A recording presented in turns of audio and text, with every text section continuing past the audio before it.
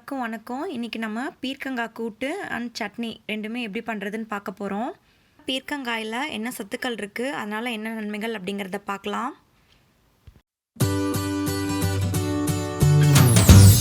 பீர்க்கங்காய் கூட்டு செய்ய தேவையான பொருட்கள்: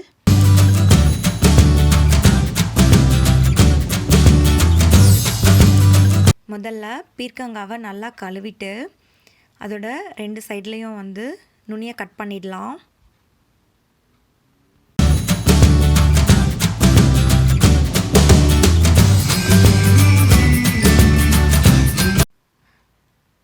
அப்புறம் லைட்டாக அந்த மேலே இருக்க தோலை எடுத்துட்டு மீதி இருக்க தோல்லாம் சட்னி அரைக்கிறதுக்கு எடுத்து வச்சுக்கலாம்.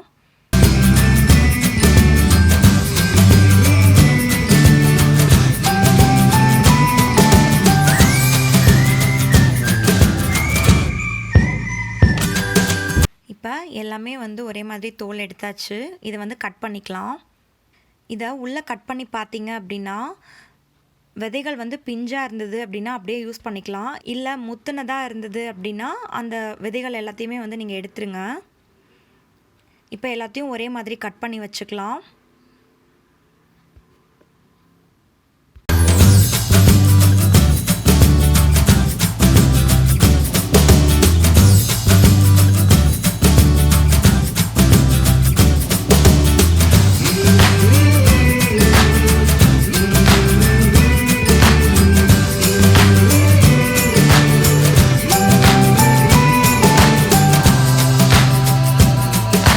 இப்போ ஒரு குக்கரில் பாசிப்பருப்பை போட்டு 2 வாட்டி நல்லா கழுவி எடுத்துக்கோங்க. கழுவிட்டு ஒரு 1/2 கப் தண்ணி ஆட் பண்ணிவிட்டு அதில் மஞ்சள் தூள், உப்பு, பெருங்காயத்தூள் இதை ஆட் பண்ணிவிட்டு நம்ம வெட்டி வச்சுருக்க பீர்க்கங்காவையும் சேர்த்துக்கலாம்.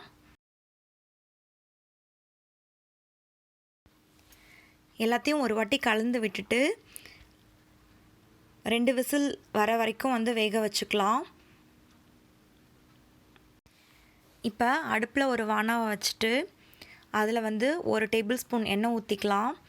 அது கொஞ்சம் சூடானதுக்கப்புறம் கடுகு, உளுத்தம்பருப்பு, சீரகம், மிளகு,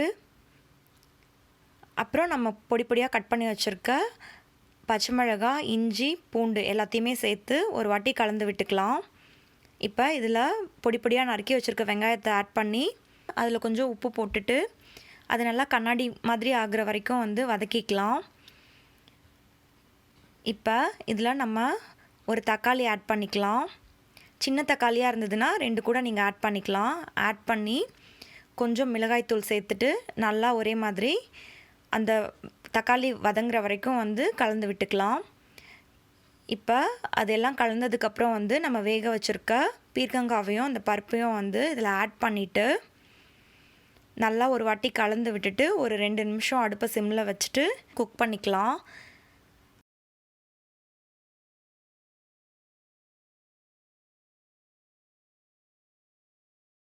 இப்போ 2 நிமிஷத்துக்கு அப்புறம் கடைசியாக இதில் கொத்தமல்லி தழை ஆட் பண்ணிவிட்டு இறக்கிட வேண்டியது தான்.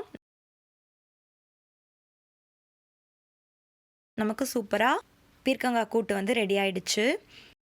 இப்போ பீர்க்கங்காய் சட்னி செய்கிறதுக்கு என்ன வேணும் அப்படிங்கிறத பார்க்கலாம்.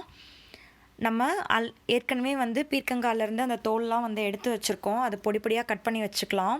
அப்புறம் 4 காஞ்ச மிளகா, 1 டேபிள் ஸ்பூன் கடலைப்பருப்பு, கொஞ்சம் புளி, கொஞ்சம் உப்பு, 1 டேபிள் ஸ்பூன் எண்ணெய், அவ்வளோதான்.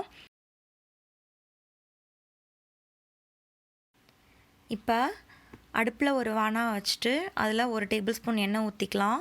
அது கொஞ்சம் சூடானதுக்கப்புறம் 1 டேபிள் ஸ்பூன் கடலைப்பருப்பை போட்டுட்டு அது நல்லா கோல்டன் ப்ரௌன் ஆகிற வரைக்கும் வறுத்துக்கலாம்.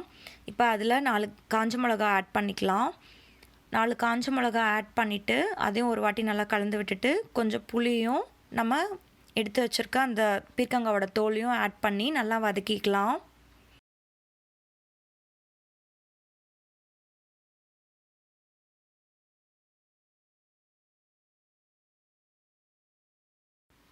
இப்போ இதில் கொஞ்சம் உப்பு சேர்த்துட்டு நல்லா கலந்து விட்டுட்டு ஒரு 5 நிமிஷம் போல் மீடியம் ஹீட்டில் நல்லா குக் பண்ணிக்கலாம். அது நல்லா அந்த தோல் நல்லா ஒரு மாதிரி செவந்து வரும். இப்போ இது ஆறுனதுக்கப்புறம் ஒரு மிக்ஸி ஜாரில் போட்டு இந்த மாதிரி அரைச்சி எடுத்துக்கலாம். இப்போ நமக்கு சூப்பராக பீர்க்கங்காய் கூட்டும் சட்னியும் வந்து ரெடி ஆயிடுச்சு.